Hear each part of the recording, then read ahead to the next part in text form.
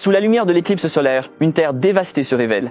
Une larve hurlante est prête à attaquer le protagoniste et, avec sa détermination, crie à la larve. Il l'a poignardé dans la bouche et l'a frappé au point vital avec un poignard. Il n'a pas renoncé à le dévorer et a essayé de le mordre tout le temps. Ses forces étaient presque épuisées en tenant la larve trop longtemps, mais cela suffisait pour qu'elle finisse par mourir, lui permettant enfin de reposer ses bras et d'essuyer le sang de la créature sur son visage. Haletant, un collègue soulagé d'avoir utilisé ses forces lui cria. Des créatures géantes puissantes et des guerriers courageux s'affrontent sur ce terrifiant champ de bataille, en attendant une maigre force. Nous avons déjà vu les deux se plaindre que le protagoniste ne faisait pas son travail de porteur de bagages. Ils s'excusent auprès de lui parce qu'il avait été distrait pour survivre. Ils l'ignorèrent et le laissèrent se charger des restes du corps tout seul. Il partit avec un vide de sentiments. Après la découverte de l'abîme, le monde a changé. Un abîme, c'est une autre dimension où les monstres qui vivaient autrefois seulement dans les fantasmes humains vivent dans la réalité. Après la découverte du vide, l'humanité commence à éveiller des pouvoirs. Avec ces pouvoirs, il tue ces nouvelles créatures et explore l'abîme. Le critère selon lequel une personne est jugée n'est plus sa personnalité ou son effort, mais sa hiérarchie d'éveil. Les plus forts affrontent des créatures effrayantes, tandis que les plus faibles sont esclaves des plus puissants. Cependant, le protagoniste n'est pas l'un de ces puissants éveillés, mais un simple transporteur non éveillé qui transporte ses bagages. Après avoir rassemblé tout le butin, il appelle les autres, mais la surprise avec laquelle il se retourne le laisse sans voix. Dans cette terre désolée où tous les autres étaient morts, il était le seul survivant. Cet homme éveillé ne montrait aucun signe de vie. Allongé sur le sol, il n'avait même pas la chance de terminer ses questions. Une voix annonçait qu'il était le dernier restant. Un géant apparaît derrière lui et le regarde avec mépris. C'est un démon de la mythologie juive, un monstre de classe S. Dans un dernier acte désespéré, il tenta de l'attaquer avec son arme. En réponse, le démon lève ses mains et exerce un peu de force pour faire exploser ses bras. Il est tombé par terre à cause de la douleur de son bras déchiré. En dépit de ses souffrances, il a essayé de se relever, mais la créature a simultanément utilisé son énergie sur sa tête. Je ne comprends plus le personnage principal, mais j'ai des doutes sur la façon dont il est mort. Ses souvenirs repassaient devant ses yeux, ses parents décédés, ce qu'il avait reçu à l'école et sa vie négligée. Lorsque l'énergie du monstre envahit son corps, il maudit sa vie de perdant. Dans ces derniers moments, il voulait seulement réveiller ses pouvoirs. Les dernières de ces énergies cosmiques annoncent que son éveil est imminent. Un être blanc apparaît. En regardant le personnage principal, il s'interroge sur ce qui s'est passé. Une créature cosmique ne réagit pas et observe. Il se retourna, sûr de sa mort récente. Il se pensait figé dans le temps avec Asmode. La créature cosmique parle enfin, questionnant le doute sur l'arrêt du temps. Le protagoniste demande qui il est. La seule réponse qu'il a reçue est que d'autres l'appellent roi, mais connaître son nom n'a pas d'importance. Le roi a dit qu'il lui accorderait le pouvoir. Pendant ce temps, le protagoniste est trop plongé dans le doute pour comprendre pleinement la situation. Le roi a dit que ce n'était pas bon d'être si angoissé. Il l'a choisi parce qu'il admirait sa ténacité et sa volonté. Ses mains visaient à libérer son pouvoir. Il dit que si le personnage principal attendait patiemment 1 heure, la réponse à sa question apparaîtrait, mais jusque-là, il ne sait rien. Une force absurde tombe sur le personnage principal et la vision du lieu devient floue. D'autres voix lui parlent alors qu'il ouvrit lentement les yeux. La première chose qu'il voit quand il ouvre les yeux, c'est un gars qu'il frappe. Il est abasourdi par ce qu'il voit et les tyrans sont prêts à le frapper à nouveau. Il rit quand le personnage principal reçoit plusieurs gifles, mais son esprit est ailleurs, ou plutôt certainement dans l'abîme avant qu'il ouvre les yeux. Il ne se soucie pas de la gifle qu'il reçoit et se concentre simplement sur l'essai de comprendre la situation. Lorsque le mot autorité lui vient en tête, il commence à voir des choses étranges, et sa fenêtre visuelle et attributaire apparaît. Il observe que son âge est marqué comme 19 ans, ce qui signifie qu'il est remonté 16 ans en arrière. Il a commencé à sourire joyeusement, même après avoir été giflé sans arrêt. Ses rires bruyants font cesser de le frapper, jusqu'à ce qu'il tombe au sol. Je croyais qu'il était faux. L'intimidateur crie mais ne remarque pas le point qui le frappe. Le coup lui a même fait couler du sang de la bouche. Les collègues ont été surpris que leur ami soit volé en un seul coup. Pendant ce temps, le protagoniste rit davantage en réalisant qu'il a le pouvoir tant désiré pour se réveiller sur le toit de son école. La situation est sombre. Il nettoie ses blessures et se prépare au pire. Les deux utilisent leur pouvoir pour guider Kim Tahan. Il échappa à l'attaque et serra les poings. Un crochet gauche sur le menton de l'adversaire. En un instant, un autre garçon reçoit un coup de pied dans le ventre. Kim Tae a fait tout ce qui était possible. Entraînement physique, étude de toutes les informations disponibles sur l'abîme et les capacités. Par conséquent, il est impossible pour les deux adolescents qui l'intimident de le vaincre avec un seul coup de poing et 2 coups de pied. Cela suffit à les renverser à nouveau au sol. Mais même une technique parfaite nécessite un physique parfait pour suivre ses mouvements. Le premier tyran à tomber se redresse et utilise son pouvoir. Son corps est rempli de peau de pierre, une capacité qui renforce le corps grâce aux pierres qui en sortent. Il étend son poing de pierre en avant, mais Kim Tae-chan évite le coup. Un autre coup de poing rapide sur son côté droit lui échappe de peu. Le tyran a sauté les mains hautes, prêt à frapper. Tout le sol était brisé, soulevant une nuée de poussière. Il pensait avoir fini de se battre, mais Kim Tae-chan arrivait par derrière. Sentant sa présence, il tente de réagir, mais reçoit un coup au visage. Le sang éclabousse à nouveau, mais n'est pas celui de l'intimidateur qui se protège avec des pierres. Le sang vient de la première personne frappée. Kim Gant, blessé à la main, utilise un autre coup de pierre, laissant peu de temps pour réagir. Il ne se défendait guère et fut renversé par l'impact. Il a percuté l'immeuble et l'a empêché d'être jeté du toit. Il a été grièvement blessé et entouré de débridements. Le brute s'approcha calmement de lui. Il a parlé de connaître ses limites et a demandé s'il allait courir comme avant. Mais même la veille de cela, il n'a pas ressenti de peur et se souvient des informations qu'il connaissait. Toutes les capacités ont leur propre classement, en commençant par le F le plus bas, demandé au domaine appelé monstre. La seule capacité qu'il possède est une capacité inconnue dont personne n'a entendu parler, et elle est de classe F. Le tyran fut surpris de voir Kim Tarn se lever. Il se tenait en compagnie d'une aura rouge, et bien que l'adversaire soit plus fort, il ne pensait pas qu'il allait perdre. Cette respiration commença à se dégager dans tout son corps. Il fut abasourdi en voyant sa cible éveiller un grand pouvoir. Kim Tarn sentit sa magie se déplacer selon sa volonté, et voit l'aura venant du pouvoir de la prédation. Le tyran, devenu plus fort avec sa peau de pierre, se précipita vers lui. Il leva simplement la main rapidement, son souffle était toujours actif. Au moment de la collision, il a activé ses capacités de prédation. L'intimidateur ne sait pas ce qui se passe, et son pouvoir grandit. Dans le mouvement de ses mains jointes, la force est annulée, et la pierre rebondit hors de son corps. Les élèves se comportent normalement et ne remarquent rien, mais soudain, une explosion de force se forme derrière eux. La poussière tombe. Kim Tae-gen reste debout, tandis que l'autre adolescent est étendu inconscient. Il est en position supérieure à son adversaire. Une voix dans sa tête indiquait que le pillage était terminé, donc sa puissance est passée du niveau FT au E. Les mains de Kim Tae-yeon se pétrifièrent, enregistrant une nouvelle capacité. Ses poings devinrent des rochers solides. La scène devint soudain l'infirmerie de l'école. Les infirmières étaient disponibles. En voyant 3 jeunes blessés, Kim Tian-eun tenta de se déguiser pour saluer l'infirmière. Perplexe devant la situation, elle s'écria. 3 garçons étaient allongés dans des lits d'hôpital à l'infirmerie. Les infirmières utilisaient des capacités humaines pour les guérir. Elle leur demanda comment ils avaient été blessés, et il mentit en disant qu'ils étaient tombés dans les escaliers. Après avoir été guéri à l'infirmerie, il quitta l'école et rentra chez lui, absorbé par ses pensées. Après la bataille d'aujourd'hui, ses rêves concernaient uniquement ses capacités de prédation. Dans sa vie antérieure, il avait cultivé toute sa vie pour améliorer ses pouvoirs, mais aujourd'hui, en une seule bataille, il avait atteint un nouveau niveau. Une capacité de classe F qui peut surpasser la puissance de classe C, ou voler d'autres capacités à un adversaire vaincu. Son esprit était rempli de questions sur pourquoi le roi lui avait donné cette capacité et pourquoi il avait voyagé dans le temps dans de nombreuses circonstances inconnues. Il pensa qu'il devait en apprendre davantage sur la prédation. Finalement, il arriva chez lui. Il regarda sa maison avec nostalgie, cette image étant dans sa mémoire depuis longtemps. Il se souvenait qu'après la mort de ses parents, il avait vécu avec ses oncles. Un sourire apparut sur son visage. Il entra dans la maison et se demanda s'il devrait chercher plus d'informations avant l'arrivée de son oncle plus tard. Il arriva dans le salon et vit 3 hommes étranges et son cousin. Il lui demande pourquoi il n'est pas à l'école, mais sa voix devient plus forte quand il réalise quelque chose. La boîte ouverte par le cousin est remplie d'argent et les souvenirs de sa vie passée reviennent. Il se souvient comment son cousin voulait être avec les gangsters et a volé tout l'argent de la famille, causant un énorme chaos. Les intimidateurs se demandent qui il est. Hwan JM répond qu'il est son cousin. Les tyrans blonds menacent Kim Tarn de ne pas se mêler de leurs problèmes. Il posait ses mains sur sa tête en signe de supériorité, mais il ne montrait aucun signe de faiblesse. Il était excité d'avoir l'opportunité de tester ses capacités. Le blond n'a même pas eu le temps de réagir au coup de poing qu'il était sur le point de recevoir. Avec un coup de poing, il fut renversé par Kim Ta-eun, presque inconscient à cause de l'impact sur le sol. Hwan Jae-eun et les autres furent surpris par la situation. Il leva la main, prêt à activer son pouvoir. La blonde étend les bras pour se protéger. Il était effrayé et s'attendait à ce que le feu sorte de ses mains. Kim Tae-yoon était également excité, mais la voix dans sa tête disait que la capacité de voler des compétences était actuellement hors de portée. La blonde semblait étrange pourquoi il n'avait pas d'électricité. Lorsqu'il est surpris que la prédation n'ait pas été activée, un coup de poing lui est dirigé. Quand il était distrait, il a été frappé par la personne qu'il tenait. Il est tombé au sol par la force de ce coup de poing. La blonde a ordonné aux 2 autres de l'attaquer. L'un libère son pouvoir de liaison, l'autre souffle un souffle toxique et la blonde utilise son pouvoir d'épine. 3 attaques arrivent sur lui. Kim Tae-yeon est surpris par la rapidité des attaques. Une pression a éclaté du 2e étage de la maison. Il regarde la fumée violette du poison. La blonde se moque de Kim Tae-yeon avec ses mots, pensant qu'ils avaient gagné. Mais alors il remarque quelque chose dans la fumée. Le souffle rouge se distinguait dans la fumée. Un prédateur affamé se forme à Kim Tae-yeon.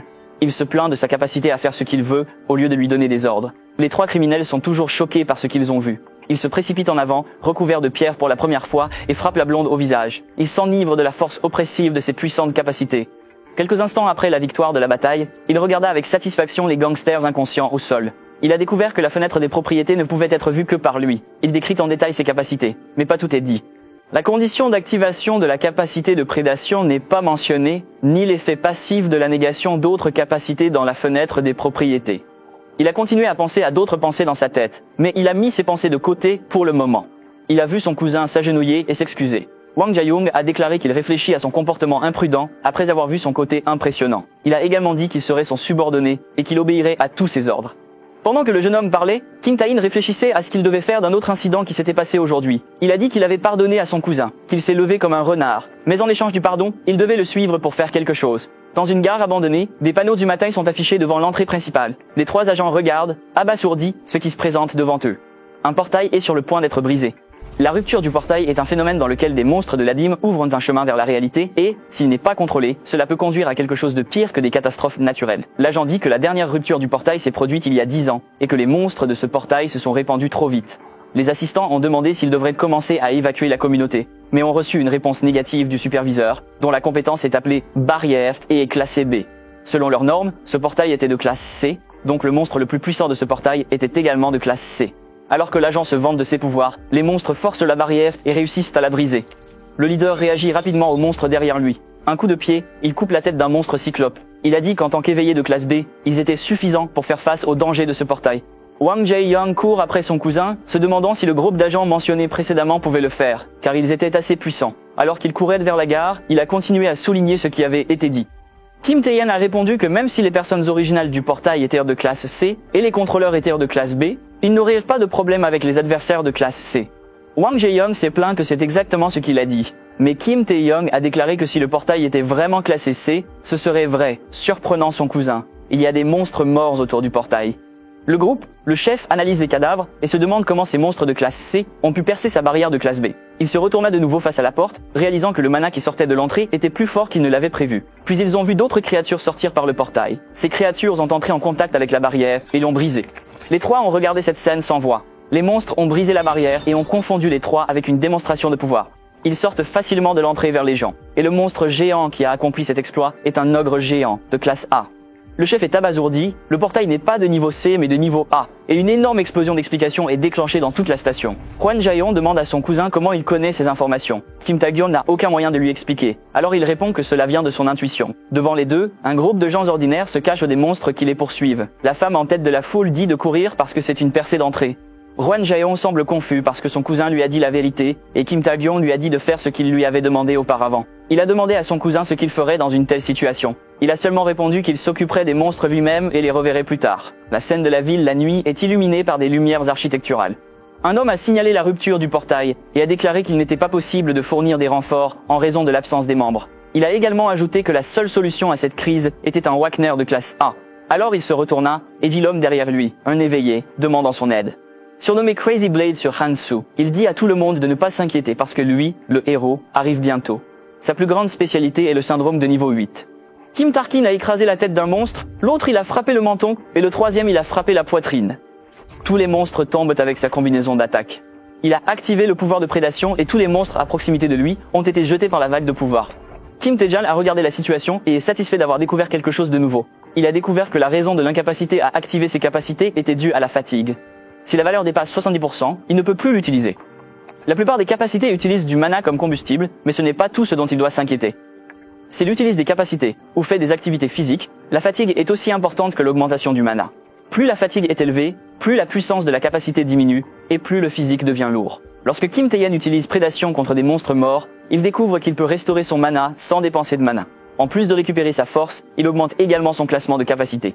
Il a découvert que plus il utilisait la prédation, plus elle pouvait grandir. Il rêvait d'atteindre le grade supérieur de SS ou de devenir le premier SSS. Il a détruit les monstres de la région. Il regarda en arrière et sentit la présence de quelqu'un. Il voit un autre éveillé tuer des monstres près de lui. Criant pour venger les âmes que ce monstre a tuées, il se proclame un guerrier de la justice pour Hengsu. Kim Tae-in ne comprenait pas le comportement de cet homme. Alors que sa lumière montait en flèche, il contre-attaquait la surcharge qui lui était chargée. En un instant, son épée rayonna et frappa rapide sur le monstre. Kim Gant est surpris de voir ce pouvoir. Il se rendit compte que cette personne devait être l'éveillé qui avait résolu la rupture avant le retour. Il se tenait là en admiration, et un autre ventant renforçait l'image que Jingant avait sur lui. Il commence à se demander pourquoi il est là. Car au retour, un autre homme se bat dans une autre ville. Il a commencé à prier pour les âmes mortes qu'il avait trouvées. Avant de comprendre quoi que ce soit, la fenêtre des propriétés informera de l'existence d'une capacité. Il a été surpris par ce qu'il a vu, et quelqu'un est venu par derrière et l'a poignardé au cœur. Il vomit du sang sans voir les gens, et l'assassin rit, car il avait éliminé sa cible. La ville semblait dévastée par l'agitation des monstres, et semblait silencieuse. Dans un magasin de vêtements, Wang Jian observe l'infirmière allongée. Elle semblait dormir profondément. Il a préparé son esprit et son cœur devant les infirmières. En se souvenant des paroles de Kim Tae-eun, il apprend que beaucoup de gens mourront cette nuit-là, et que l'un d'entre eux est l'infirmière. Elle faisait des activités de relaxation plutôt qu'une évacuation, ce qui causa sa mort. Avec la capacité de dormir, il peut laisser l'infirmière se reposer et l'emmener en sécurité. Kim Tae-yoon promet qu'il s'occupera du reste. Il se demandait comment son cousin savait tout cela. Les morceaux se sont connectés dans son esprit. Il le remet en question, mais les preuves le pointent. Il pense que Kim Tae-yoon a réveillé une capacité à voir l'avenir. Il ne pouvait s'empêcher d'expliquer à quel point c'était incroyable. Dans sa tête, il était sûr que rien ne pouvait mal tourner selon les prédictions de son cousin. Il regardait nerveusement le spectacle. Il semble que l'autre ait réussi à échapper aux griffes de l'assassin invisible. Il a pressé sur la plaie pour arrêter le saignement et a demandé qui l'avait attaqué. L'assassin est surpris qu'il ait survécu même après avoir frappé un point critique, ce que l'on peut attendre de quelqu'un d'un niveau auquel Han Zhangguo est excité par le défi. Les gens appellent les éveillés qui commettent des crimes des méchants, alors qu'ils ont devant eux une hiérarchie. Il est aussi connu comme un fou qui tue des gens pendant les interruptions. Mais Kim Tae-yam est convaincu que les deux hommes ne se sont jamais rencontrés avant. Il se demandait si c'était à cause de lui que les choses ne seraient pas les mêmes après le retour. Han-soo cria avec colère au méchant devant lui. Il a activé son sabre laser et s'est précipité en avant, mais le sol sous eux faisait un bruit étrange. Il y a un monstre qui n'a pas été détruit. Le monstre attaque 3 personnes avec son pouvoir. Rugissement et frustration provoqués par la colère et la douleur. Les deux hommes ont été étonnés par la capacité de régénération des Overs. Alors qu'ils se retirèrent, la créature se précipita vers son poing avec une puissance énorme. Il l'a lancé, causant des dégâts énormes dans les environs. Le méchant décide de laisser le monstre s'occuper de Tante Rensu. Il se retourna pour regarder une autre proie. Il a dit qu'il ne s'attendait pas à un public là-bas. Il devient excité et pointa un poignard sur lui. Kim Tae-yan est surpris par la vitesse du méchant. Le poignard était à quelques centimètres de son corps, avant que le poignard lui perce la peau. Il utilise ses capacités pour défendre. Kim Tae-in a ensuite donné un coup de pied au méchant. Le méchant est surpris de réaliser que le garçon est un homme éveillé. Kim Tae-yan révèle qu'il le connaît, le qualifiant de fou parce qu'il utilise ses capacités d'invisibilité pour tuer des gens. Il a dit qu'il était heureux de l'avoir enfin retrouvé. Les deux hommes se sont affrontés férocement. Kim Tae-yan agite son bras pour frapper la tête du méchant, mais il recule et bloque avec son bras de pierre. À chaque impact, le poignard du méchant subit plus de dégâts. Encore une fois, les deux frappèrent simultanément. Le méchant loue les compétences de combat de Kim Tae-yan et dit que ses capacités sont plutôt efficaces pour la défense. Pendant qu'ils se disputaient, Han-soo combattait toujours le géant Ober. Il attire l'attention de Kim Tae-yoon, annonçant qu'il utilisera ses pouvoirs, tandis que le méchant disparaît du champ de bataille. Kim Tae-yoon reste vigilant, conscient de la furtivité de son adversaire. Il s'est rapidement retourné pour se défendre contre une attaque venant de derrière, mais il n'a touché que l'air. Puis le méchant réapparaît, et à la dernière seconde, Kim Tae-hyun parvient à se défendre avec son bras, mais est toujours coupé. L'attaque a étonnamment coupé sa main de la caverne de pierre. Le méchant Sangvo a déclaré qu'il avait tué beaucoup de gens avec des capacités similaires. Il se déplace si vite qu'il laisse des images résiduelles autour de lui et attaque de tous côtés. Le nombre ridicule d'attaques a fait reculer Kim Tae-yan. Dans une dernière attaque puissante, Han Sang-do a violemment transpercé Kim Tae-yeon. Essoufflant et couvert de blessures, Kim Tae-yeon a réalisé une faiblesse dans ses capacités qu'il n'avait pas réalisées auparavant. Les chocs très forts peuvent écraser la pierre, et la partie écrasée est remplacée par une autre partie moins durable. Han Sang-do avait anticipé cette faiblesse dès le début. Kim Tae-yan n'a néanmoins pas perdu l'espoir de gagner. Il se demanda à haute voix s'il devrait mettre fin au test qu'il faisait. Han Sang-do pense que Kim Tae-yan est devenu fou après avoir été frappé tant de fois. Kim Tae-yoon a demandé au méchant s'il savait pourquoi il voulait autant le trouver, ce qui le confus. Le même aura rouge profond apparaît toujours. Kim Tae-yoon révèle qu'il veut voler les capacités de Han Sang-do. L'atmosphère lourde effraie légèrement le méchant, mais il n'a pas peur. Han Sang-do utilise la même stratégie pour créer des images autour de Kim Tae-yoon. Kim Tae-yoon dit qu'il a découvert la faiblesse de l'invisibilité du méchant. Il n'a réalisé cela qu'après avoir rencontré divers monstres. Beaucoup de monstres échappent à sa vue, mais ses pouvoirs les attrapent toujours. Où qu'ils se cachent, où qu'ils s'enfuient, la prédation les atteint toujours. Laura Crimson poursuit Hansenor même quand il est hors de vue et le déchire en morceaux. L'aube réapparaît. Hans Rensu est allongé par terre, épuisé par sa rencontre avec le méchant. Il se rend compte que vous et un héros, juste comme lui, ne pourrez pas échapper à la mort. L'ogre géant se tenait encore devant lui. Le monstre lance un coup de poing en avant, visant à frapper le sol où se trouve Han Suan. Ober attend que la poussière se repose pour voir le sang, mais ne trouve rien. Kim Gunt est surpris de voir à quel point l'ogre est épuisé. Il le sauvera de la mort à la dernière seconde. Plus tard dans la journée, le couple a ouvert la porte et a été surpris. Ils ont vu leur fils et leur neveu rentrer chez eux. Les larmes de joie remplissèrent leurs yeux. Ils ont craint que le monstre les tue. Leur fils dit que rien ne s'est passé. Puis il dit que la maison était en désordre. Hwan Jae-yong dit nerveusement que rien ne se passe sur le téléphone. La dernière chaîne d'information a dit que la perturbation du portail était complètement résolue ce matin, mais l'école serait fermée une semaine à cause de l'éventuelle perturbation ultérieure. Les nouvelles des survivants ont explosé. L'équipe de nettoyage envoyée pour la porte est à l'hôpital. L'infirmière de l'école a déclaré qu'elle s'était réveillée à un autre endroit après avoir dormi. Et dans une interview, le seul directeur de l'école qui s'était réveillé sur les lieux a dit que le héros qui les a sauvés n'était pas lui, mais une autre personne inconnue.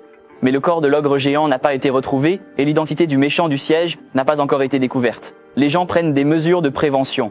Les mesures de sécurité ne suffisent pas. En regardant les nouvelles, Kim Tae-jeon était heureux que son nom n'ait pas été mentionné. Il s'est arrêté de marcher après avoir atteint sa destination finale. Maintenant, il donne 3 capacités, la plus récente étant Stealth. À son niveau actuel, il est difficile d'utiliser ces 3, car il n'a pas assez de mana et s'il en utilise trop, vous vous fatiguerez rapidement. Puis il s'est rappelé que la seule solution était une potion. Les potions sont fabriquées à diverses fins, telles que la restauration du mana et la fatigue. Mais les potions sont chères, c'est pourquoi il marche dans cet endroit abandonné. Il prévoit de chasser, mais pour le faire, il a besoin d'un permis légal pour utiliser ses capacités en public. Sans permis, il ne peut qu'explorer des donjons indécouverts. Après avoir traversé des couloirs étroits, il a rencontré des arthropodes géants et des araignées géantes. La créature humanoïde montre assez d'intelligence pour parler et se moquer de lui. Il comprend que la force des créatures est comparable à celle de la classe B, mais en avoir quelques-unes ne suffit pas pour monter de niveau. Les sœurs araignées, insultées, attaquent. Elles remplissent leur bouche de venin et ouvrent le feu sur lui. Après l'attaque conjointe, elles chantent la victoire, mais sa capacité de prédation contrebalance le venom, le laissant presque indemne. Les 3 hommes sont surpris, première fois qu'un humain résiste à leur venin. Les cris sont violents sur cette voie ferrée abandonnée. La fenêtre des propriétés montre que la paralysie de l'adversaire a été volée. Assis au milieu se trouve le nouveau responsable des ressources humaines de l'association, Oh Tae-wook, et les 2 autres sont les meilleurs joueurs de toute la Corée du Sud. Le joueur est un mot qui définit et réveille la loi permettant d'utiliser leurs capacités pour explorer, nettoyer les donjons et bien plus encore. Actuellement, la nouvelle association des joueurs ne compte que 5 joueurs de haut niveau. Parmi toutes les guildes, les 4 meilleures guildes sont les guerriers indivisibles, les alchimistes, les sorciers et les vagabonds informateurs. L'organisation qui contrôle ces 4 guildes et tous les joueurs est l'association des joueurs. Debout devant Oh Tae-wook se trouvait le président de la guilde des vagabonds, Uasur, et le président de l'association des joueurs, Ship Chin-wei. Tous 2 sont inscrits comme joueurs. La maîtresse vous demande de vous allonger si elle a découvert quelque chose sur la guilde maléfique. La guilde du mal est une organisation criminelle composée des criminels les plus impitoyables parmi les méchants. Les membres reconnus de la guilde maléfique portent toujours des bagues en or avec 3 crânes. Elle lui remet des documents contenant les mouvements récents de la guilde maléfique et la liste de leurs cibles. Elle a alors dit qu'elle savait que ce n'était pas la seule raison pour laquelle elle avait été appelée, et le président lui a immédiatement demandé ce qu'elle pensait de l'affaire. Elle était confuse et ne comprenait pas sa question. Il a interrogé quand elle avait pris le test de joueur, et on lui a dit qu'elle l'avait fait à l'âge de 19 ans. Elle comprit alors le sens de la question. Le président sourit et réfléchit à son astuce, et remarque qu'il soupçonne un lycéen à l'intérieur du trou d'araignée contre un monstre de classe A. Aucun monstre n'est vivant. Seul Kim Tarn est assis sur un tas de cadavres. Il a appelé l'une des 4 grandes guildes, les alchimistes. Il a demandé s'il pouvait acheter des potions entourées des cristaux magiques de la grotte. La fermeture scolaire finie, les élèves sont de retour. Cette semaine, Kim Tarn a fait des activités, de l'entraînement physique à l'exploration de nouveaux donjons et des visites à la guilde des alchimistes. Au quartier général, il a échangé tous les hommes de pierre contre des potions et a été traité comme un client d'AVIP. De plus, tous ses attributs ont été augmentés et ses capacités ont été renforcées au niveau C. Il tenait son visage dans ses mains tandis que les autres étudiants regardèrent de loin. Tout le monde a entendu la rumeur qu'il avait frappé les Tirons et réveillé ses pouvoirs. Un étudiant pense que le réveil de Kim Tae-gyom est le plus petit de tous, et un groupe d'étudiants se dirige vers la classe où il est. Jin Tae-yoon les remarqua arriver. Des chaises jetées au sol craignent de l'espace. Les nouveaux arrivants se rassemblèrent devant lui, et leurs chefs posèrent leurs pieds sur la table. Il s'appelle Lee Jung-gi et il est de classe S. Lee Jung-gi est le fils du PDG de Tacit Group, le groupe qui parraine l'école. Il est le chef de tous les tyrans, abusant de son pouvoir et responsable des tours de Kim Tae-yeon. Kim Tae-yeon lui demande pourquoi il s'appelle un ami et se venge en montrant son aura de pouvoir. Un brute derrière lui a questionné son manque de respect, mais Lee Rong-gi l'a frappé. Des tyrans. Il a été puni pour avoir interrompu la conversation. Kim Tae-yeon n'a pas réagi à la violence immédiate. Le chef commence alors à libérer des pouvoirs pour terroriser son irrespect. Kim Tae-yeon est impressionné par le niveau de magie au niveau des éveillés. Il met soigneusement sa main dans sa poche et se demande comment il réagira à son pillage. Avant qu'ils ne s'affrontent, ils sont interrompus. Lee Ma-yoon termine la discussion en utilisant ses pouvoirs de glace pour éteindre le feu de Lee Jong-ri, seulement pour avertir Kim Tae-yeon de ne pas continuer à se battre. Lee Ma-yoon a des sœurs comme le moniteur de la squad, la miss d'une famille riche, la sœur de Lua qui se classe inférieure parmi beaucoup d'autres, et elle pourrait gagner plus à l'avenir. Son seul problème est la rigidité de son caractère. Face à cela, elle confronte Lee Jung-gae. Il lui a demandé ce qu'elle voulait dire en arrêtant de prétendre qu'il ne parlait qu'à ses amis. Elle demande pourquoi il a frappé son ami au visage, et lui dit de se taire. Elle répond qu'elle utilisera la force, tandis que Kim Tae-hee et Mental les supplient d'arrêter car le chaos pourrait survenir. Les deux se regardent. Lee Jung-gae décide de partir, mais active ses pouvoirs pour lancer des flammes sur elle. Cependant, la cloche sonne et tout le monde écoute la radio. Le Radio Club annonce une conférence spéciale par l'association des joueurs. Tous les élèves doivent se rassembler immédiatement dans le hall. Lee Jung-bi est surpris que l'association soit à l'école. Il saisit sa force et regarde Lin Young et Jin Tianyan. Elle prête à réagir, lui reste assise sans mots. Lee Jung-bi sourit et quitte en disant à quel point ils sont chanceux, attendant que la porte se ferme. Faites-le baisser la garde. Elle regarde Kim Tae-gang. Il quitte la pièce alors qu'elle lui demande s'il a entendu l'annonce. Elle tourne de nouveau, perplexe de ne pas voir ses mouvements, se demandant s'il a toujours été ainsi. Tout le monde se réunit dans la salle, se demandant de quoi portera la conférence. Le microphone s'allume et la voix de Goat Walker, directeur adjoint du département des ressources humaines, retentit. Il annonce qu'ils sont là pour 2 raisons. La première est l'absence de réaction des associations face aux perturbations du portail et l'absence de formation en matière de sécurité.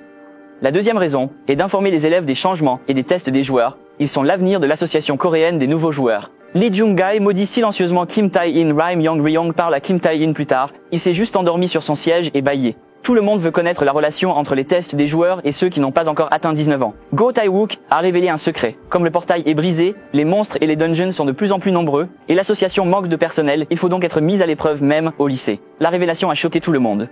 Les élèves choisis seront sélectionnés en fonction de leurs notes, antécédents et comportements. Kim Tae-ya sait que c'est un mensonge. La sélection a déjà commencé. Goat-wook possède l'œil de l'observateur. Cette capacité peut quantifier la somme des capacités de la cible et lui permettre de voir la fenêtre des propriétés. Il se concentre sur l'objectif, surpris par le nombre de personnes dans la salle. Ces chiffres sont bien meilleurs que dans d'autres endroits. Certains candidats se démarquent. Lee Jong-ba en 1924 et Lee Ma-yang en 2335. Le vagabond avait envoyé une liste de recommandations, mais il ne pouvait pas croire qu'il y avait autant d'éveillés non entraînés. Un sourire apparut sur son visage. Lee Jung leva la main et attira l'attention de tous. Il était curieux de son comportement. Lee Jae-jun a demandé aux candidats inaptes s'ils devaient repasser l'examen. Cela suscite la curiosité des directeurs adjoints. Il a expliqué que les tests de joueurs sont destinés à évaluer ceux qui sont aptes à devenir des joueurs des Awakened. Vous pensez que les sommeilleurs éveillés n'ont pas le droit d'écouter cette conférence, en référence à Kim Tae-yeon. Pour devenir un joueur, il faut évaluer un ensemble complexe de compétences très spécifiques. Lee Jung-gae poursuit son discours éloquent. Son but était évidemment d'humilier Kim Tae-yoon, et il réussit à attirer les autres étudiants à la fin. Kim Tae-hyun réalise que Lee Jung-hae est déterminé à confirmer s'il est éveillé ou non et demande une preuve pour ce faire. Lima ne sera jamais d'accord avec son comportement, mais elle se souvient de l'impolitesse de Kim Tae-hyun. Elle hésite donc à l'aider. Ensuite, Go Tae-wook dit que c'est aux étudiants de décider de participer. Il provoque Kim Tae-in. Une recommandation peut être obtenue en utilisant les yeux de l'observateur sans être éveillé. Goat-wook observe les élèves de loin. Il a jugé le comportement de Lee Jeng comme pathétique pour torturer les autres. Puis ses yeux se tournèrent vers Kim Tae-in. L'œil de l'observateur n'a pas pu vérifier son message. Cette reconnaissance l'a surpris. Alors Kim Dae-han a commencé à défier Lee Jung. Cela a perplexé tous ceux qui ont été témoins de la situation. Kim Tae-hyun a alors indiqué qu'il quittait la conférence et a montré le majeur à Lee Jung. Ce geste audacieux a provoqué la colère de Lee Jeng. Goat-wook ne peut accepter que ses capacités ne fonctionnent pas. Même le président de la société et de la guilde des vagabonds n'avait jamais eu cette erreur avec leurs capacités. Kim Tae-gang quitte la salle et Goat-walk ne comprend pas pourquoi ses capacités échouent face à un enfant. Quelques pas devant la porte, il s'arrête. Il essaie constamment de le voir avec ses capacités et échoue. Kim Tae-gang se retourne pour avoir ses capacités vérifiées. Goat-walk fut soudainement choqué. Un souffle de terreur l'enveloppait et la force au-dessus de sa tête fut mesurée. Plus tard dans la journée, Kim Tae-jung lisait beaucoup de livres à la bibliothèque à la recherche d'indices sur le roi, mais il est interrompu par un groupe de tyrans qu'il a déjà vaincus. Ils disent que Lee Jong-gu le cherche et que vous devriez vous lever et les défier audacieusement et refuser d'obéir à leurs ordres. Il reste silencieux un moment, mais mentionne le restaurant de sa tante, ce qui le choque. Il détourne les yeux des livres. Le leader les a envoyés pour dire qu'ils ont insulté Kim Tae-hyun en le qualifiant de pauvre orphelin. Le brute, les yeux fermés, n'a pas vu l'attaque qui détruit la bibliothèque et toutes ses étagères. L'intimidateur est étranglé et saigne. Les autres sont renversés. Kim Tae-hyun demande où est Lee Jong pour le retrouver. Dans la même salle, après la conférence, il n'y avait absolument personne à cet endroit. Le garde du corps, Lee Jong-ban, attendait patiemment l'arrivée de Kim Tae-jian. Le garde du corps fut légèrement surpris. Depuis l'arrivée de Kim Tae-jian, il lance constamment des pouvoirs d'état négatifs face à cette aura oppressive. Aucune des capacités ne produisait autant d'effets qu'il le soupçonnait. Kim Tae-jian s'était réveillé et avait été appelé à parler, mais il n'avait pas répondu. Il ne voulait pas le menacer, poursuit-il, mais plutôt le recruter. Il révèle qu'il prévoit de créer une guilde dès qu'il obtiendra son diplôme, mais Kim Tae-jian n'a toujours pas donné de réponse. Il a dit qu'il voulait recruter d'autres talents pour travailler pour lui. Il pointa du doigt Kim Tae-jian, comme pour exprimer sa reconnaissance de son talent. Il lui ordonne d'oublier ses rancunes passées et promet de faire sortir sa famille de la boue en apportant richesse et honneur. Kim Tae-jian répond enfin en disant combien de bêtises il a dit. Il a activé ses pouvoirs et est prêt à combattre. La peau de pierre était complètement formée et il était prêt à le frapper au visage.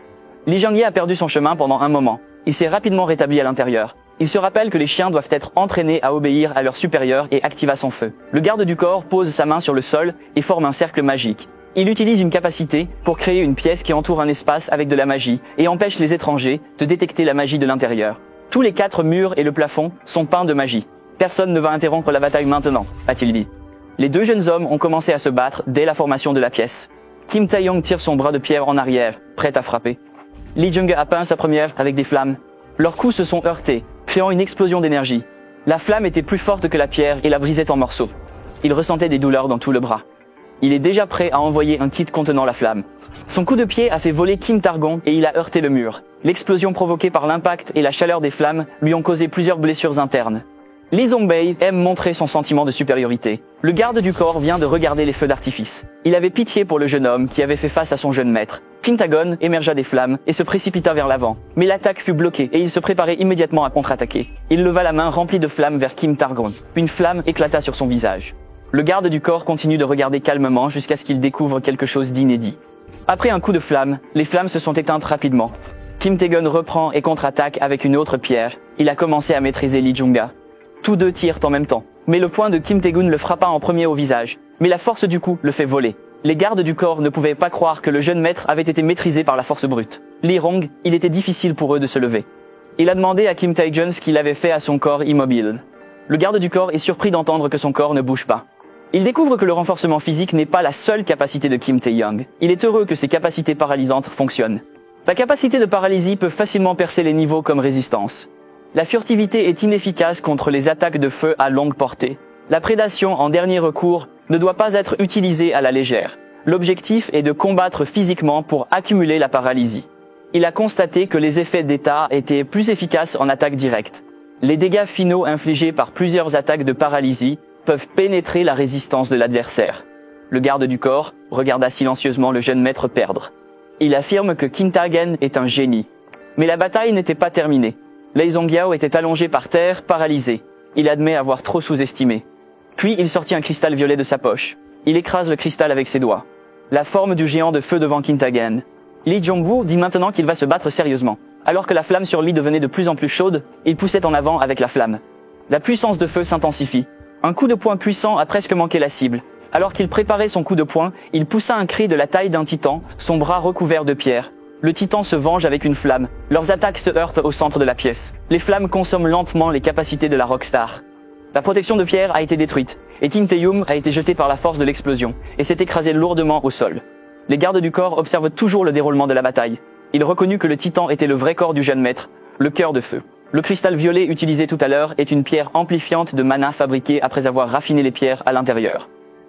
Grâce à la pierre d'amplification, Lee Yong-jia peut utiliser pleinement ses capacités.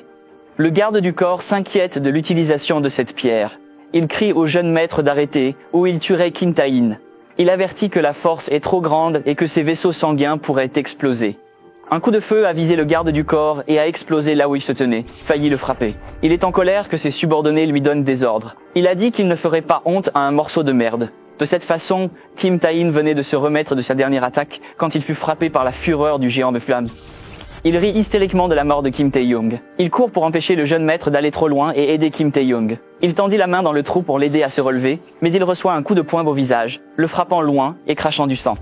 Kim Tae-yong demanda de quoi il parlait. Après avoir commencé cette bataille, Il a bu des potions de récupération, prêt à combattre sérieusement. Dans le bâtiment de l'association des joueurs coréens, le directeur adjoint rapporte les chiffres de 1900 et 2300 obtenus par Lee Jung-dae et Lim Young. Le directeur adjoint affirme que les deux étudiants sont des éveillés hiérarchiques. Les autres agents ne peuvent pas le croire. Il y a une classe S non entraînée, avec un potentiel comparable à un saint japonais. Sage est l'un des meilleurs joueurs japonais, avec une force de plus de 2500 depuis son premier contrôle à l'âge de 19 ans. Dans ce cas, elle a à peine dépassé les 2500. Le directeur adjoint ne put s'empêcher d'être surpris lorsqu'il s'est souvenu de la valeur de Kim Tae-hyun de 5096. Il se demande si c'est une erreur d'évaluation ou de compétence. Il quitte le bureau du président avec d'autres agents et propose de retrouver Kim Tae-hyun pour confirmer. Le culturiste se demandait si ses yeux voyaient bien. Le pouvoir de pillage supprime les puissants titans de feu. Il essaie de se libérer, ne comprend pas comment Kim Tae-hyun a réussi à le faire, et il ne peut pas croire qu'il a été maîtrisé par quelqu'un qu'il pense être plus faible. Il crie qu'il est dans les cheveux dans une hiérarchie puissante. Kim Tae-hyun demande si cela importe s'il est dans les cheveux, ou si son hiérarchie exerce plus de force dans ses capacités. Le pouvoir du roi prend forme sur la vigne écarlate pourrie. Ils ont dévoré la forme titanique de Lee Jang-lok et détruit toute la cour. En réaction, le génie entier est détruit. Lee Jang-lek tombe au sol inconscient. Le garde du corps tremble violemment. Kim Tae-gen se précipite surpris. Pendant la prédation, le garde du corps s'est jeté devant le jeune maître à la dernière minute et l'a sorti de l'attaque pour protéger le jeune maître. Heureusement, il a acquis cette capacité à temps. Il a demandé ce qu'il comptait faire et comment vous allez gérer les conséquences. Kim Tae-gen s'interroge sur la façon dont il a pu agir sans vergogne après avoir été impliqué dans une bataille. Il a dit qu'il n'était pas le genre de personne qui fuirait une telle menace. Il nie qu'il ait prévu de tuer Lee Jun-hee, mais insiste sur le fait qu'il mérite une juste indemnisation pour sa vie. Le visage brûlé devient pâle lorsque Kim Tae-hyun suggère qu'$1 milliard suffirait pour garder les cheveux de Lee Jung-book en vie. À l'extérieur du gymnase, plusieurs élèves se rassemblent, près de l'explosion. Lee Na-young reconnaît les flammes. Elle fronce les sourcils et se souvient de Lee Jeng-hee. Elle repense à Kim Tae-hyun victime d'intimidation. L'infirmière essaie de calmer les élèves, mais Lee Ma-yeon court vers le gymnase avant tout le monde. L'infirmière est surprise. Lee Ma-yeon est près de la porte et regrette d'avoir seulement observé les deux hommes. Sans crainte, elle entre à travers les flammes. Dans son cœur, elle espérait que Kim Tae-hyun n'était pas mort dans l'explosion. Elle revoit la scène différemment dans son esprit. Quand il lui a parlé, elle ne réagissait pas. Elle lui demande comment il a vaincu Lee Jung-gae, mais Kim Tae-hyun ne veut pas expliquer, disant qu'il est tombé dans les escaliers. Le mensonge ne pouvait pas être plus évident. Kim Tae-hyun la laissa gérer seule, sans rien dire à personne. Il quitte l'endroit à la hâte et Lee Ma-young lui ordonne de dire ce qui s'est passé. Elle se tourne vers lui, mais il n'est plus là. Elle ne comprenait pas comment il avait pu disparaître si vite. Kim Tae-hyun réapparut loin de la salle de sport. Il a dit que Lee Ma-young gérerait la situation pour lui et que le groupe Taizen était déjà impliqué dans sa récompense. Il se retourna pour regarder son état.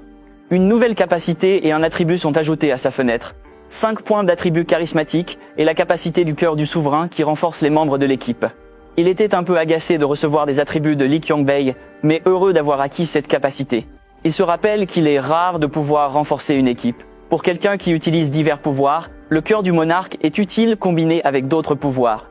Juste au moment où il se réjouit, un groupe de limousines noires apparut devant lui. Un homme descend du bus et dit qu'il est content de le voir. Le directeur adjoint a beaucoup de questions. Kim Tae-jun se demande comment il est arrivé là. Dans le manoir du père de Lee Jong-bi, on lui dit que son fils est à l'hôpital et que l'agresseur demande $1 milliard. Son chien aboyait férocement. Le garde du corps tremblait de peur devant le patron. Il s'excuse, disant qu'il n'a rien à dire à ce sujet. Le patron lui dit de faire ce que Kim Tae demande, ce qui surprend ses subordonnés. Il a dit que Kim Tae-hyun était courageux. Il leva sa main droite, claque les doigts et fait signe aux subordonnés d'entrer. Le garde du corps reconnaît la personne qui est entrée. Il crie au patron de se rappeler que l'adversaire était cruel. Le patron lui dit de se taire et qu'il ne tolérerait pas l'aboiement des chiens. Lee Jang-soo sourit cruellement aux subordonnés. Le directeur adjoint demande ce qu'il faisait dans la salle de sport. Kim Tae-hyun ne sait pas à quel programme il fait référence. Il réfléchit à la possibilité que le manager soit impliqué dans les problèmes avec Lee Jung-gae. Avec peu de choix, il tente sa chance en demandant s'il parle de l'explosion. Surpris, le directeur adjoint regarde en arrière et dit qu'il s'en occuperait la prochaine fois.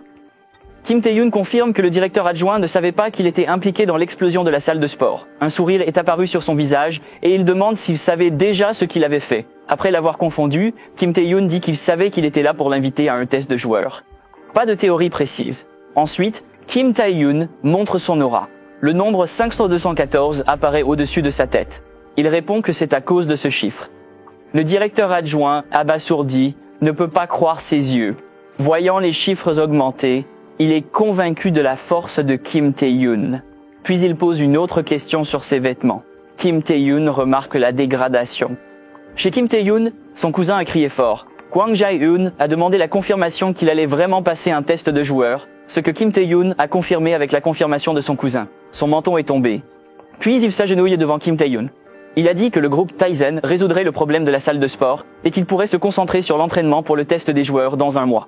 Son téléphone retentit, 2 personnes attendaient. Les 2 hommes se demandent pourquoi l'association protège la maison d'un étudiant moyen. L'homme masqué vient de vaincre l'agent de l'association, tandis qu'un homme masqué noir regarde la maison. Ces 2 hommes sont une équipe d'assassinat, les frères noirs et blancs. Le nom de code de l'aîné est noir, et ses capacités sont la furtivité et le renforcement physique. Le nom du jeune est blanc, sa seule capacité est la furtivité. Black Mask rit sur le toit, planifiant la mort de cet étudiant ordinaire. Il se retourna et vit son frère battu, il est sans voix. Il sort la lame cachée et demanda qui frappe son frère. Kim Tae-jian lâcha le méchant au masque blanc. L'homme en noir n'a pas eu le temps de réagir. Il y a quelques heures dans la salle de sport, il avait été touché au genou par sa cible présumée. Le garde du corps a déclaré qu'il ne pouvait pas laisser les événements tranquilles et de remettre seul $1 milliard. Kim Tae-jian dit qu'il n'est pas assez méchant pour rejeter la responsabilité sur ses serviteurs et lui demande d'avoir une bonne conversation avec son patron. Puis il fit un pacte dans la paume de sa main.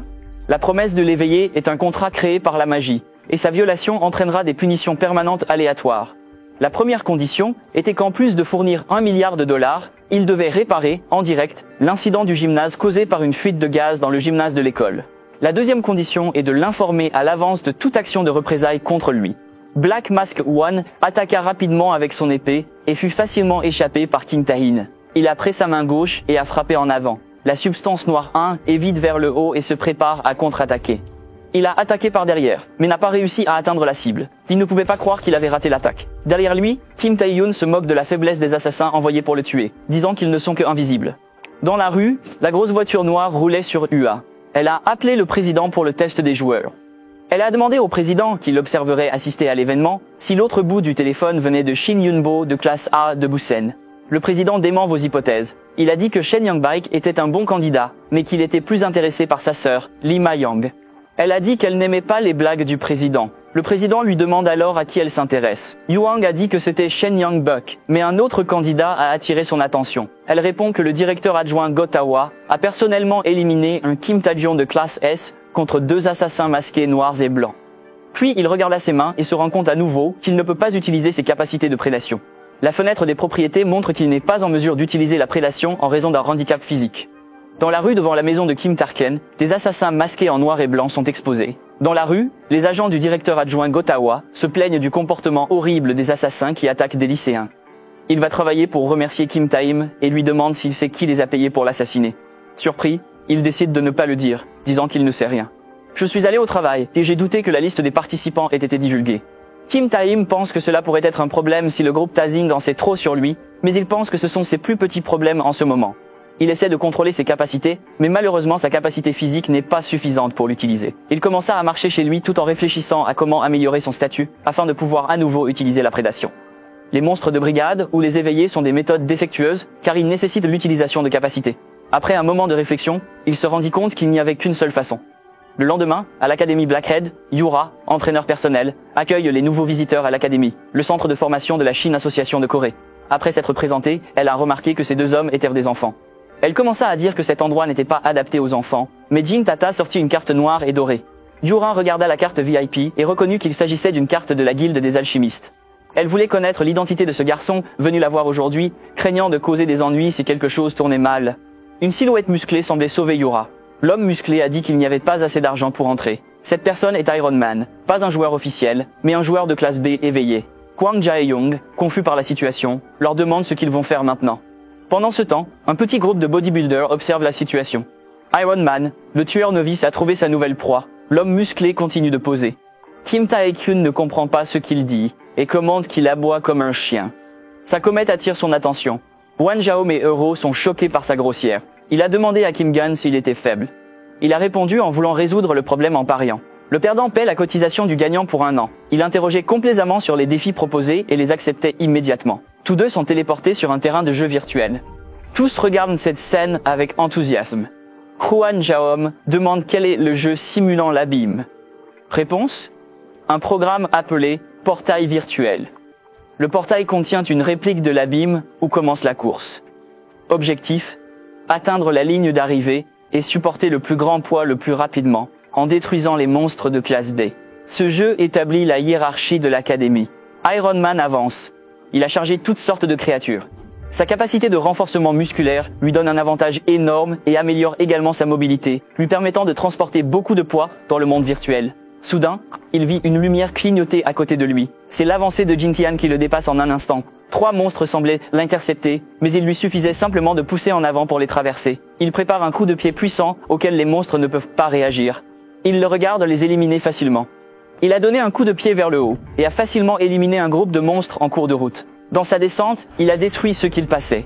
Le monstre virtuel ne peut voir son arrivée qu'avant de mourir. Il a vu Kim Tae-hyun marquer beaucoup devant lui. Il a été choqué par cette scène. Les autres membres de l'académie étaient également choqués. Seul Hwang Jae l'a applaudi pour ça. Il tourne son regard vers Iron Man et le remercie d'avoir payé son adhésion pendant 1 an. Le temps file, aujourd'hui débutent les tests des joueurs. Tout le monde attendait avec impatience cette occasion. Un journaliste regardait tous les candidats depuis un hélicoptère. Les plus désireux de voir sont Tekken, Hong Jung-wook, le druide Gilson, le dieu du tonnerre Shin Yong-bak et le prochain sage Lim Ha-young. En dehors de tout cela, beaucoup de ces talents étaient attendus cette fois.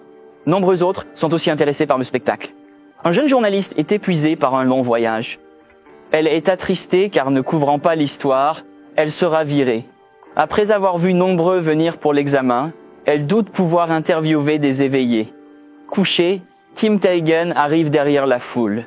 Il s'interroge sur la masse présente et sa voix attire le journaliste Kim Ji-jia. Elle pense rapidement que Kim Tae-hyun est un candidat. Elle se faufile derrière lui pour une interview.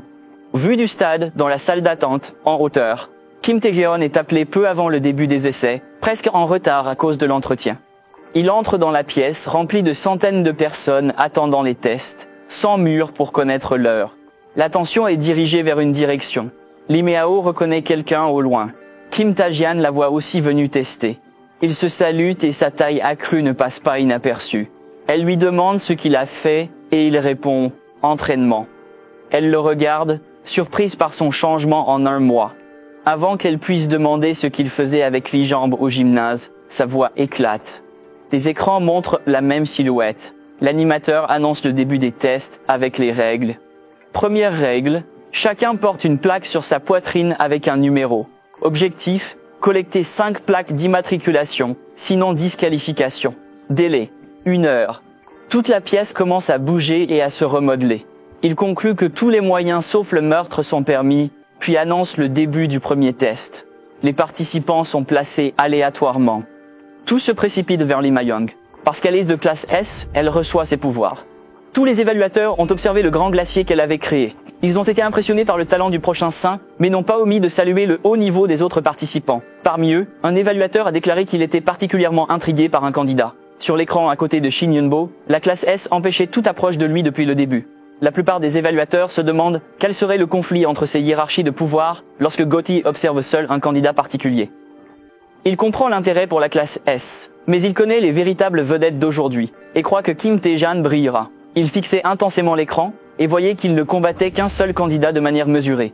Go Tae-wook n'en croyait pas ses yeux. Il devait partager son agacement à haute voix. Hong Jengshu de niveau A éveillé reçoit un coup de poing sur la face de fer. Kim Tae-hyun répond à ses coups avec sa peau de pierre, croyant qu'il a mal jugé ses capacités. Go Tae-ved ne pouvait que le regarder avec incroyabilité à travers l'écran et se rendre compte qu'il n'avait pas échappé à aucune attaque. Kim Tae-hyun et Hong Jung se dirigent l'un vers l'autre pour poursuivre leur duel. Il s'est délibérément jeté devant Iron Fist. La force de ce coup brisa facilement sa pierre. Hong Jong-wook a crié à Kim Tae-hyun, pensant qu'il l'avait sous-estimé. Il a dit que la capacité de Jin Tian-yan était complètement inférieure à la sienne et qu'il ne pouvait même pas l'éviter.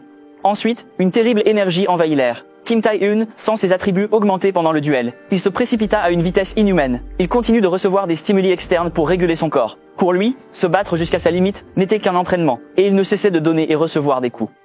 Il concentra toute la force de son bras dans un seul coup de poing. Dans la collision des attaques, Kim Tae-hyun a gagné et a brisé la feuille de fer de son adversaire. Il semblait très satisfait de son résultat. Face à la force de son puissant adversaire, Hong Jong-woo ne pouvait que s'évanouir.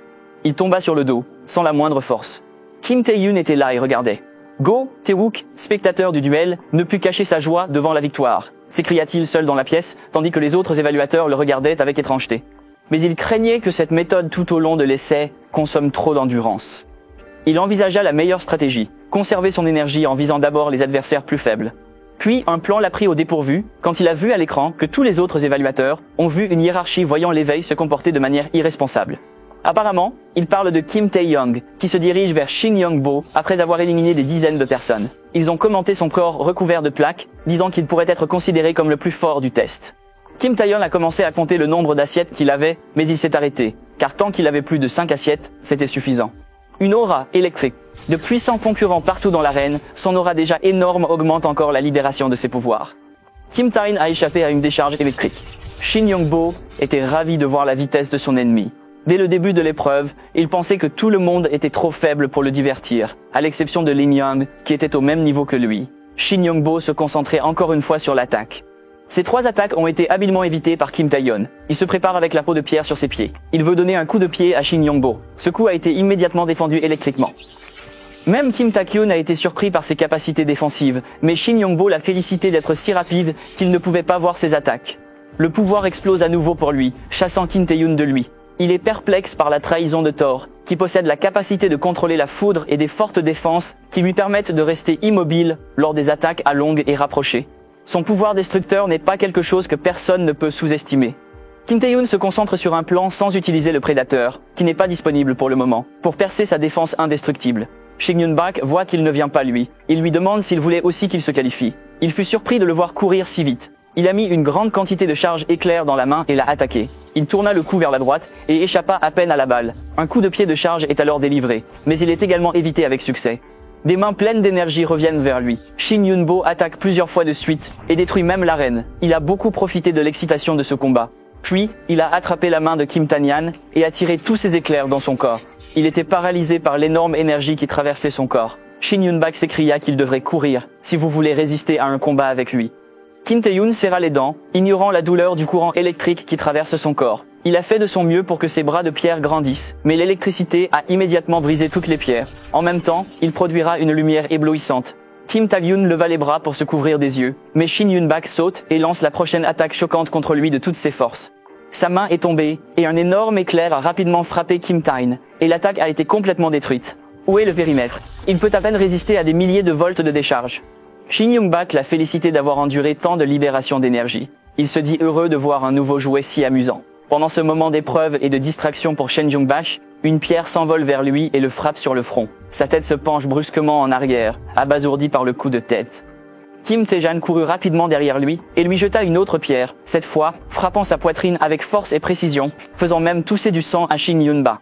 La peau de pierre n'était pas comparable aux capacités de Thor. Même dans son meilleur état, elle sera écrasée par un seul coup. Mais le domaine des tests est différent. Il est fait d'un matériau qui peut résister au pouvoir d'un éveillé de niveau 1, de sorte qu'il ne perd pas sa forme, même s'il finit par se briser. Le plan de Kim Gant était donc d'attaquer Shin Jang-bik en utilisant les gros ou petits débris qu'il trouvait en cours de route, jusqu'à ce qu'il puisse surmonter la plus haute défense de l'ennemi.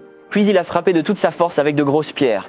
Il est fait d'un matériau capable de résister au pouvoir d'un éveillé de niveau 1, de sorte qu'il ne perdra pas sa forme, même s'il finit par se casser.